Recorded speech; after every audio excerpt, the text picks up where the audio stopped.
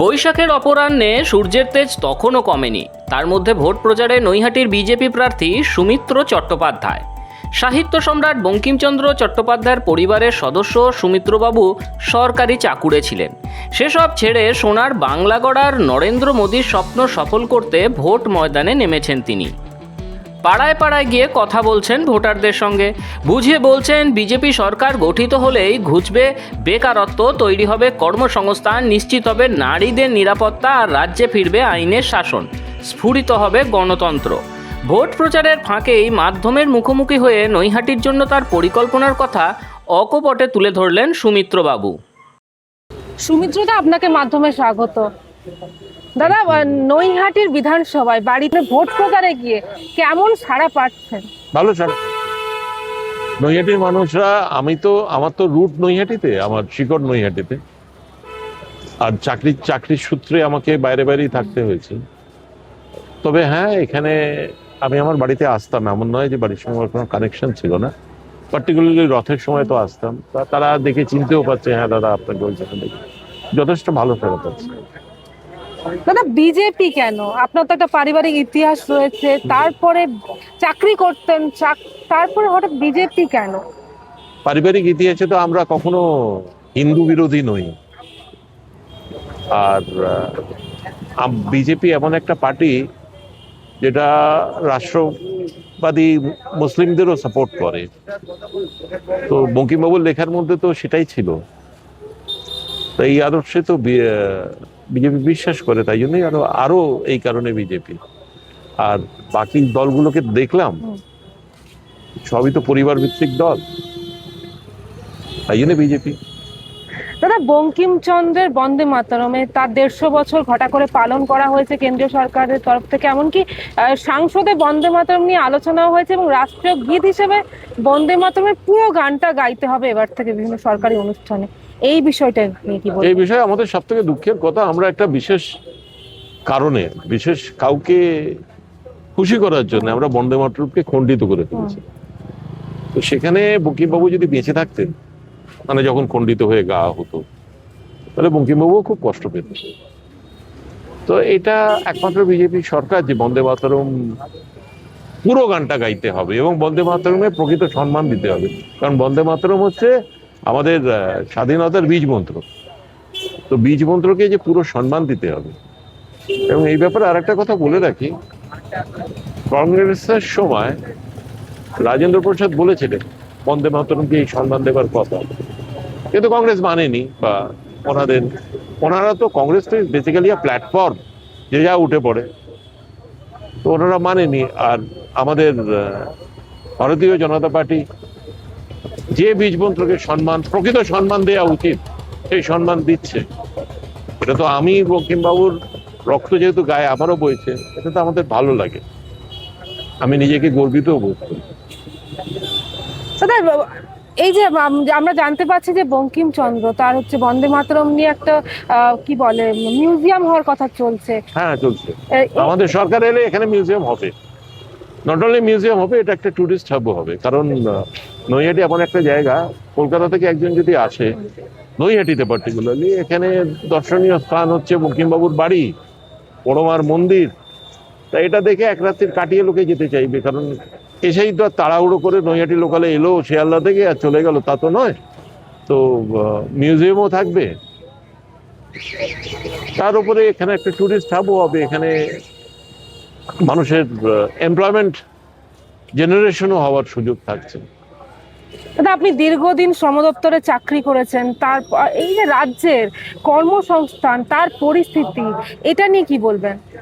রাজ্যের কর্মসংস্থানের পরিস্থিতি, সত্যি কথা বলতে আমাদের রাজ্য সরকারের কাছে কোনো স্ট্যাটিস্টিক্সই নেই যে অ্যাকচুয়ালি আমাদের কতগুলো বেকার আছে। তা কর্মসংস্থান তৈরি করার জন্য একটা প্ল্যানিং লাগে, আর প্ল্যানিং করার জন্য একটা স্ট্যাটিস্টিক্স লাগে। আমাদের রাজ্য সরকারের কাছে সেরকম কোনো স্ট্যাটিস্টিক্স নেই, কারণ 2015 অব্দি ওই এমপ্লয়মেন্ট এক্সচেঞ্জের লোকেরা নাম লিখতো, একটা জাবদা খাতা থাকতো, তাতে তাদের নাম নথিভুক্ত হতো, একটা রিটার্ন পাঠাতে হতো ডিজিইটিকে যে কত বেকার আছে না আছে। সেটা হঠাৎ 2015 কি 16 সালে বন্ধ করে দেওয়া হয়, দি এমপ্লয়মেন্ট ব্যাংক তৈরি করে। তো প্রথমে ছিল 55 লাখ, এমপ্লয়মেন্ট ব্যাংকে এলো প্রায় 50 সামথিং লাখ। তারপরে এই ভেরি রিসেন্টলি একটা ওই 50 টাকা গুটকা খাওয়ার প্রকল্প তৈরি হয়েছে না, যেটা নাম দেওয়া হয়েছে যুব সাথী নাকি। তো 50 টাকা গুটকা খাওয়ার প্রকল্পে দেখছি প্রায় প্রায় 1 কোটি, মানে 85 লাখ সামথিং। তাহলে আমাদের অ্যাকচুয়াল বেকার কত আমরা নিজেরা বলতে পারবো? তাহলে আমরা কর্মসংস্থান নিয়ে প্ল্যানিং করবো কিন্তু কর্মসংস্থানের কোনো প্ল্যানিংই নেই আমাদের এই সরকারের। মানে ছেলে মেয়েদের যে একটা সুষ্ঠু কর্মসংস্থান মানে কিন্তু 10টা 5টা চাকরি তা নয়, সেলফ এমপ্লয়মেন্ট করো, এর কোনো প্ল্যানিং। কিন্তু বারবার তো তৃণমূলের পক্ষ থেকে এবং মুখ্যমন্ত্রী বারবার বলে থাকেন যে অনেক কর্মসংস্থান হয়েছে, বেকার কমিয়ে দিয়েছেন উনি, বেকারের সংখ্যা প্রায় নেই। ঠিকই তো, কমে গেছে তো, কারণ 55 লক্ষ থেকে 45 লক্ষ 2015-ই কমে গেছে। এগুলো হচ্ছে স্ট্যাটিস্টিক্যাল জাগলারি, তাই উনি কমিয়ে দিয়েছেন। কিন্তু যদি সত্যিই উনি কমিয়ে দিতে পারতেন তাহলে কি যুবসাথীতে এতগুলো অ্যাপ্লিকেশন হতো? তাহলে কোন কথাটা সত্যি? আর মুখ্যমন্ত্রীর কথা বলছেন, উনি তো 1,500 কেজির বাচ্চার কথাও বলেন, তাই না? উনি যখন যা ইচ্ছে তখন তাই বলতে। দাদা, আপনি দীর্ঘদিন শ্রম দপ্তরে চাকরি করেছেন, আপনার এলাকা নৈহাটিতে যারা যুবক রয়েছেন, যারা বেকার, তাদের উদ্দেশ্যে কি বলবেন এই কর্মসংস্থান নিয়ে? আপনার কি লক্ষ্য বা ইচ্ছে? তাদের উদ্দেশ্যে আমি একটা কথা বলতে পারি, এই নৈহাটির বুকেও অনেক জায়গা আছে যেখানে আমি হয়তো সব লোককে কর্মসংস্থান এক্ষুনি করে দিতে পারবো না, তবে ঠিকঠাক যদি এই নৈহাটির সকল যারা বিধায়ক আছেন, নৈহাটি থেকে আমাদের সাংসদও আছেন, নৈহাটি মিউনিসিপ্যালিটিও আছে, নৈহাটি গ্রাম পঞ্চায়েতও আছে, এই যে বিলটা আছে, বিলটা যদি ওইখান থেকে মাটি তুলে বিক্রি না করে ও বিলটাকে যদি সাজিয়ে গুছিয়ে ঠিক করা যেত, ওখানে ফিশারি প্রকল্প খুব ভালো হয়, ওতে একটা কর্মসংস্থান হতে পারে। ওখানে সকল ছোট ছোট কটেজ করে ট্যুরিজম হাবও করা যায়, ওখানেও একটা কর্মসংস্থান হতে পারে। ওখানে একটা ভালো রেস্টুরেন্ট করা যায়, ওটাও একটা কর্মসংস্থান হতে পারে। কিন্তু ওইটা ধরেই আমি ধরুন চিন্তা করি। তারপর ধরুন আমাদের হসপিটালের যা অবস্থা, হসপিটালটাকে যদি ঠিকঠাক করা যায়, দেখবেন একটা হসপিটাল হলে তার আশেপাশে ছোটখাটো হোটেলস এগুলোও হয়, সেটাও একটা কর্মসংস্থান। এখানে যদি ট্যুরিজম হাব হয়, সেটাও একটা কর্মসংস্থান। কিছু না কিছু তো ডেভেলপমেন্ট নিশ্চয়ই হবে। দাদা, মানুষের কাছে যাচ্ছেন, মানুষ কি বলছে? মানুষ পরিবর্তন চাইছে, আবার কি পরিষ্কার পরিবর্তন চাইছে। এই অসহ্য সরকারের থেকে, এই মিথ্যাবাদী সরকারের থেকে মানুষ এবার রেহাই চাইছে। মানুষ বলছে আর দরকার নেই। দাদা, গত 15 বছর ধরে এই এলাকার মানুষজন যে শাসক দল এবং প্রশাসনের যে অত্যাচার বা যে আর যেভাবে তারা অত্যাচারিত হয়েছে, তারা কি আশার আলো দেখতে পাবে বলে মনে হচ্ছে আপনার? 100% কেন পাবেন? আমাদের সরকার এলে দেখুন আমরা একটা জিনিস করব, সেটা হচ্ছে যারা অত্যাচার করেছে তাদের উপরে কিন্তু আমরা অত্যাচার করব, তাদের একটা জিনিস বোঝাবো এটা করে যে অত্যাচার করলে আমরা মানুষের থেকে দূরে সরে যাই। আর মানুষ অত বোকা নয়। ধরুন আমি 10টা মানুষের মধ্যে একটা মানুষ যে অ্যাক্টিভলি আমার বিজেপি করেছে, তার উপরে অত্যাচার হলো, তার একটা এফেক্ট কিন্তু বাকি 9 জন মানুষের মধ্যে পড়ে। এটা করা উচিত ছিল না, কারণ আমরা তো ডেমোক্রেটিক জায়গায় বাস করি, সবাই যে যার নিজস্ব মতবাদ থাকতে পারে। তো আমরা এই ভুলটা করবো না, কিন্তু আমরা কোনো অত্যাচার করবো। আর একটা সব থেকে বড় কথা, ইভেন আমাদের বিজেপি কর্মীরাও যদি কোনো অন্যায় করে, তাদের থানার ফ্রি হ্যান্ড দেওয়া থাকবে, তারা আইন অনুযায়ী ব্যবস্থা নিতে পারবে। আমার পার্টি করে বলে তাকে আমি ফোন করে বলে দেবো ওকে ছেড়ে দিন, এরম হবে না। এটা আমাদের বিজেপির আদর্শ নয়। দাদা, সংকল্পপত্র বেরিয়েছে, সেক্ষেত্রে আমরা দেখতে পাচ্ছি চাকরি নিয়ে সেখানেও অনেক কথা বলা হচ্ছে যে একটা টার্গেট সেট করা হয়েছে যে এতজনকে চাকরি দেওয়া হবে প্রতি বছর। এই বিষয়টা নিয়ে দেখুন, আমি আপনাকে বললাম তো, চাকরির ব্যাপারটা হচ্ছে আমরা একটা প্ল্যানিং করবো ফার্স্টে। কোন কোন চাকরি, মানে সরকারি চাকরি নয়, চাকরি মানেই যে সরকারি চাকরি হবে তা নয়, কিন্তু ধরুন অনেক আইটি হাব আছে, আদার্স কোনো অ্যান্সিলারি কোম্পানি আছে, তাতে আমরা একটা টার্গেট সেট করেছি এবং আমরা মনে করি, আমরা বিশ্বাস করি এখানে যা বেকার এখন যারা আছেন সেই টার্গেট পরিপূর্ণ করে তার উপরেও যাওয়া আমাদের পক্ষে কোনো একটা প্রবলেম হবে বলে আমার মনে হয় না।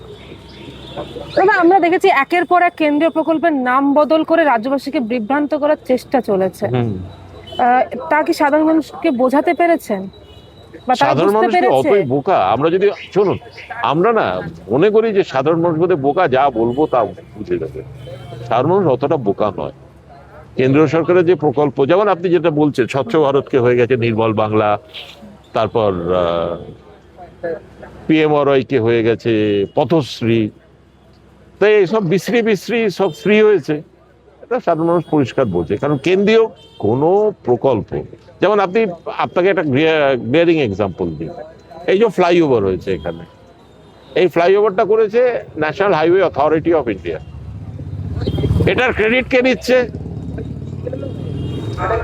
রাজ্য সরকার।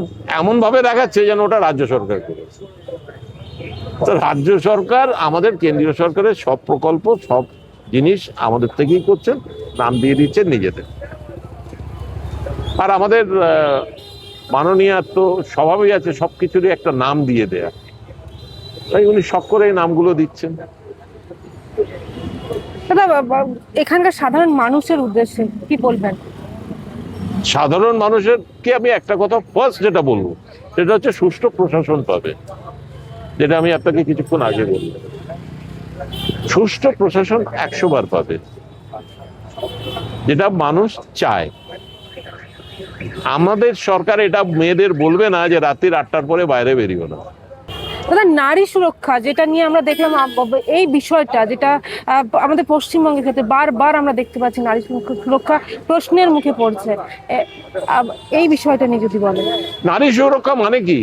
আমাদের প্রশাসনকে ভিজিলেন্ট হতে হয়, আর আমার দলের লোক নারীর প্রতি কোনো রকম কোনো কিছু করলে সেও যেন অ্যারেস্ট, এটাই তো বক্তব্য।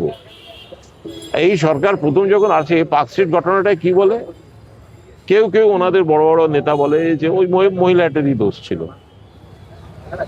তো আমরা তো নারী সুরক্ষা is our one of most first priority. আমাদের মুখ্যমন্ত্রী কিন্তু এটা বলবেন না মেয়েদের যে রাত্রির 8টার পরে বাড়ি থেকে বাইরে বেরিও না। আমাদের বলবে রাত্রি 12টা অবধি তোমার কাজ থাকলে বাইরে কাজ করো, পুলিশ আছে, প্রশাসন আছে তোমাদের প্রোটেকশন দেবার জন্য। আর আমরা নারীর প্রতি কোনো রকম কোনো অন্যায় হলে আমাদের সরকার সেটাকে মেনে নেবে।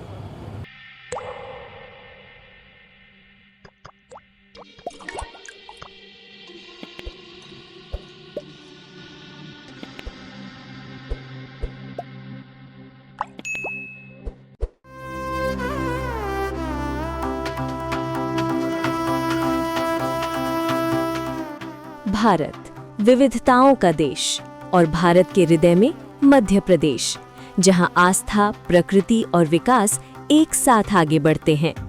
प्रधानमंत्री नरेंद्र मोदी जी का विजन पर्यटन को केवल भ्रमण नहीं, आर्थिक सशक्तिकरण का माध्यम बनाना, और उस विजन को जमीन पर उतारने का संकल्प मुख्यमंत्री डॉक्टर मोहन यादव का मिशन।